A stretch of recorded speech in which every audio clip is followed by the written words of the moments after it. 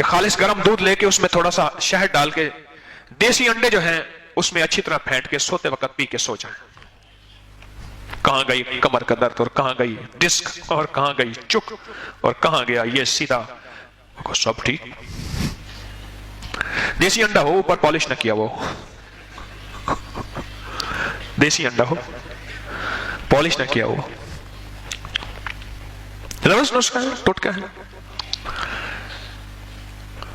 3 سے 1 تک ایک انڈا بھی گرم پانی گرم دودھ کے کپ میں, اس میں اچھی طرح پھینٹ لیں, میٹھا ڈال لیں شہد کا, اور اس کو گھونٹ گھونٹ پی کے آخری سوتے وہ پیے, اس کے بعد کو پانی وغیرہ نہیں پینا.